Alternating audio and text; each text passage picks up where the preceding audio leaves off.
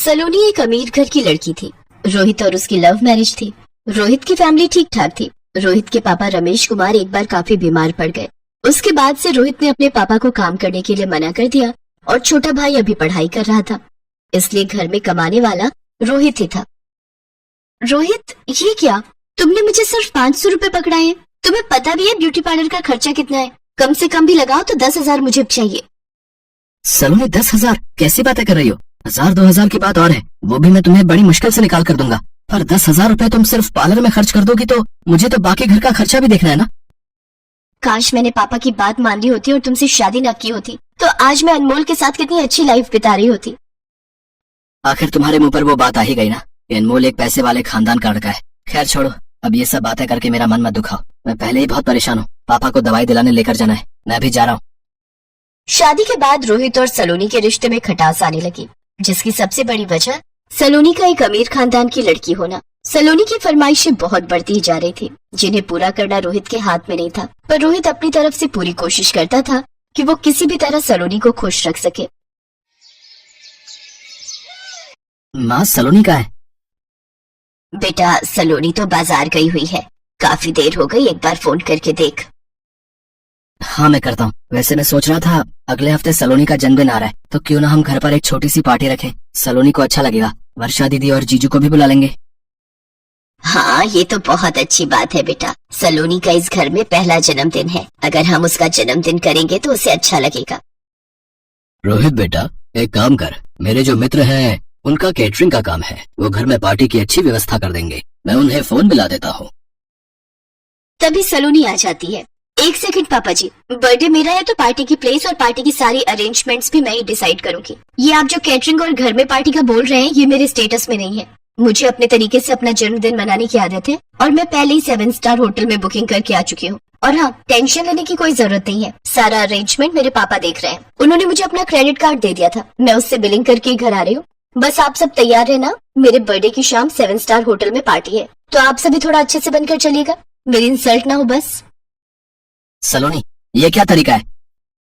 रोहित गुस्से में आने ही वाला था कि तभी उसकी माँ उसे रोक देती है। रोहित बेटा, आराम से, कोई बात नहीं। सलोनी का पहला जन्मदिन है, उसे अपने हिसाब से करने दे। हमारा बीच में बोलना ठीक नहीं। अगर वो चाहती है कि हम उसके जन्मदिन पर उसके साथ होटल जाएं, तो हम सब जरूर जाएंगे।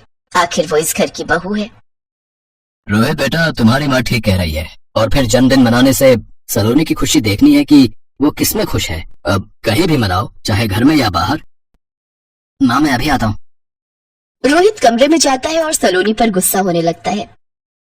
सलोनी, मैं कोशिश कर तो रहा हूँ कि तुम्हें हर तरह से खुश रखूं, पर तुम हो कि बीच में अपने घर वालों को ले आती हो। तुम्हें क्या जरूरत थी 7 स्टार होटल में इतनी बड़ी पार्टी रखने की? तुम मुझे कहती तो मैं तुम्हारे लिए किसी अच्छे रेस्टोरेंट में बुकिंग कर देता, पर तुम हमेशा अपनी अमीरी का रौब दिखाती हो। सलोनी, ये सब ठीक नहीं है।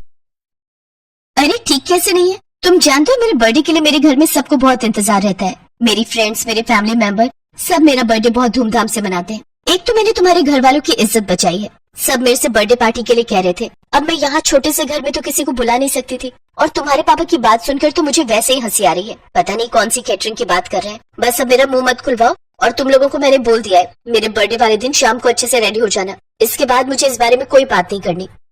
सलोनी के व्यवहार से रोहित और उसके माता पिता थोड़े दुखी थे, पर सलोनी अब उनके घर की बहू थी, इसलिए उन्होंने ज्यादा कुछ नहीं कहा। सलोनी अपनी ननद वर्षा और उसके पति को भी बर्थडे के लिए इनवाइट करती है। सब लोग खाने की टेबल पर बैठे हुए थे।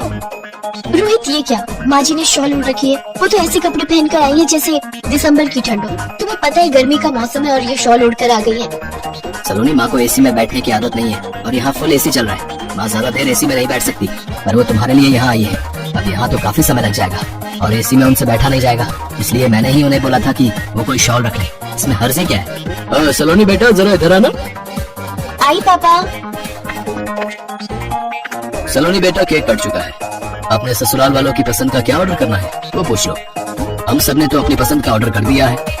पापा, ये सब तो वही दाल रोटी खाने वाले हैं। इन सब ने 7 स्टार होटल का खाना शायद ही कभी खाया हो। पहले वो देखो ना, वर्षा दीदी के बच्चे ऐसी कोल्ड ड्रिंक पी रहे हैं जैसे उन्होंने लाइफ में कभी कोल्ड ड्रिंक पी ही ना हो।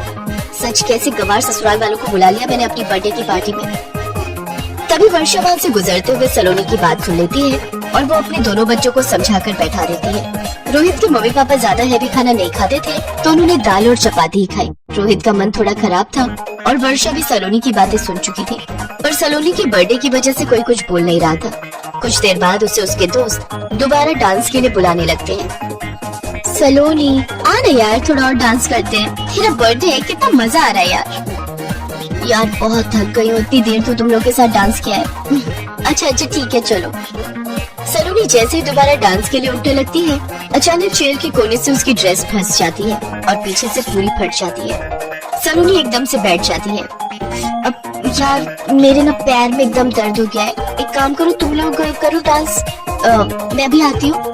सलोनी बेटा, मैं जरा तुम्हारे पापा के साथ रिसेप्शन पर होकर आती हूँ, तुम्हें एक काम तो नहीं है ना? नो मॉम, मैं ठीक हूँ, आप हुआ। काफी देर तक सलोनी चेयर से जब नहीं उठी तो रोहित परेशान हो गया। क्या बात है सलोनी, तुम इतनी परेशान क्यों हो रही हो? मुझसे तो कह सकती हो। रोहित मेरी ड्रेस पीछे से फट गई और वो इतनी ज्यादा फटी है कि मैं उठ भी नहीं सकती। अब सबसे मैं क्या कहूँ कि मैं क्यों नहीं खड़ी हो सकती? बहुत देर से सब मुझे बुला रहे हैं, मुझे कुछ समझ नहीं आ रहा मैं क्या करूँ। रोहित अपनी माँ और बहन से इस बारे में बात करता है। वो लोग सलोनी के पास जाती है। सलोनी बेटा तुम चिंता मत करो, ये लो तुम मेरी शॉल ओढ़ लो, तुम आराम से खड़ी हो सकती हो।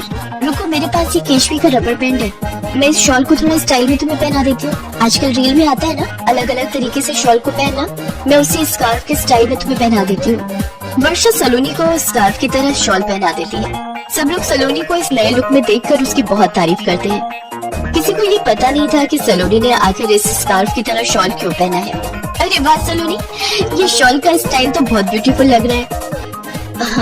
वो मुझे थोड़ी ठंड लग रही थी इसलिए माँ जी ने अपना शॉल मुझे दे दिया और वर्षा दीदी ने इसे स्टाइल में पहना दिया। बहुत केयरिंग है मेरे ससुराल वाले, मेरी बहुत केयर करते हैं। आई एम वेरी लकी कि मुझे इतनी अच्छी ससुराल मिली है। थैंक यू माँ जी, थैंक यू दीदी। सलोनी समझ चुकी थी कि वो घमंड में आकर अपने कितने अच्छे ससुराल वालों का मन दुखा रही थी। सलोनी अपने व्यवहार को बदलती है और उस दिन से वो अपने ससुराल वालों को बेहद प्यार और सम्मान देने लगती है।